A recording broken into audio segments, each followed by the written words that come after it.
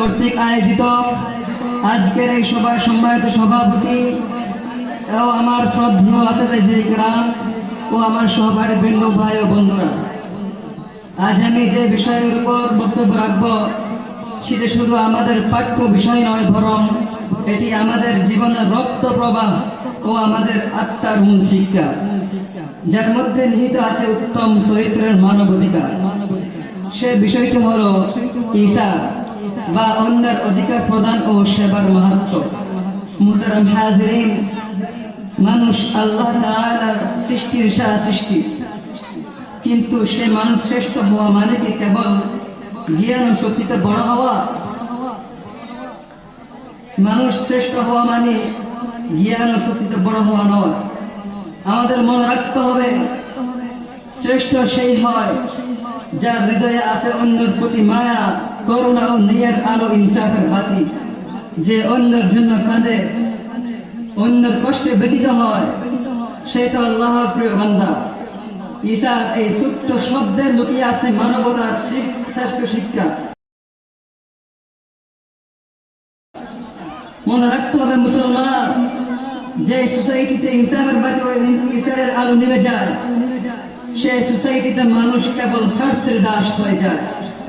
দেখে যায় অনেক সময় একজন ক্ষুধার্ত ব্যক্তি বাহির থেকে দরজা নাড়া দেয়, ওই দরজা তো মুদায় খুলেই না, বরং খুলে থাকলে সেটাও বন্ধ করে দেয়। এটাই হচ্ছে বর্তমানের বাস্তবতা। একজন ব্যক্তি বিপদে সাহায্য চায়, অন্যজন বলে আমি ব্যস্ত, তোমার সাহায্য আমি করতে পারবো না। কি আজীব তামাশা!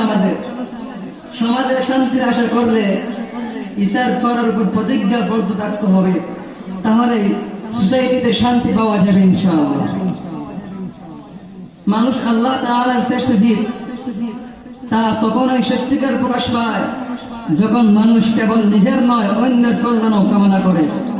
সে সম্পর্কে পবিত্র কোরআনে আল্লাহর ইরশাদ, وَيُؤْثِرُونَ عَلَى أَنفُسِهِمْ وَلَوْ كَانَ بِهِمْ خَصَاصَةٌ وَمَن يُوقَ شُحَّ نَفْسِهِ فَأُولَٰئِكَ هُمُ الْمُفْلِحُونَ। অভাব থাকা সত্ত্বেও তারা অন্যদেরকে নিজেদের উপর প্রাধান্য দেয়, যে ব্যক্তিকে রক্ষা করা হলো তারাই তো সফলকাম। মুহতারাম হাজিরিন, জগৎ বিখ্যাত আলেম ও মুফাসসির আল্লামা কুরতুবী রাহমাতুল্লাহি আলাইহি ইসলামে ঈসারের মর্ম সম্পর্কে খুবই চমৎকার ভাষায় একটি বক্তব্য লিখেছেন। সেটা হলো, আল ঈসার হুয়া তাকদীমুল গায়রি আলান নফস ওয়া হুতুবুহা দুনিয়াবিয়্যা ওয়া রাগবাতুন ফি হুতুবিদ দীনিয়্যা।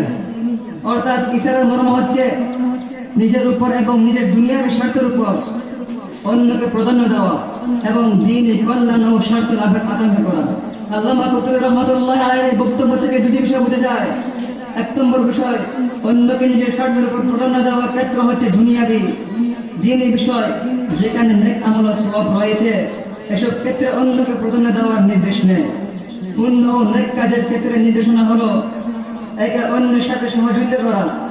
এ সম্পর্কে আল্লাহ তাআলা ইরশাদ করেন কোরআনুল কারীমে, ফাস্তাবিকুল খায়রাত, তোমরা নেক কাজের দাবিত হও।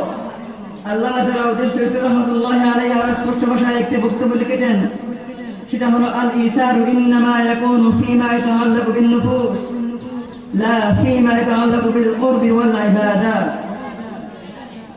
অর্থাৎ ঈসারের মর্ম হচ্ছে কেবল দুনিয়াবি ও পার্থিব বিষয়ে করা যায়, যেখানে ব্যক্তিগত স্বার্থ ও স্বাচ্ছন্দ্য জড়িত, কিন্তু সওয়াব অর্জনের উদ্দেশ্যে ইবাদত ও নেক কাজের ক্ষেত্রে অপরকে ঈসার করা উচিত নয়। আল্লামা কুরতুবী রাহমাতুল্লাহির বক্তব্য থেকে আরেকটি বিষয় বোঝা যায়, ইসলামে অন্যকে প্রাধান্য দেওয়ার মূল উদ্দেশ্য ও প্রেরণা থাকে, এর মাধ্যমে উভয় জগতের কল্যাণ লাভ করা যায়।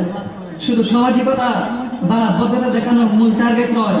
ফলে ইসলামের নির্দিষ্ট ঈসার ব্যাপক সর্বত্র সবার জন্য প্রযোজ্য হয়, কিন্তু শুধু সাময়িক কিছু ফায়দা হাসিল করার উদ্দেশ্য হতো, তাহলে এই সুন্দর আখলাকের চর্চা সীমিত নির্দিষ্ট গণ্ডিবদ্ধ হয়ে যেত।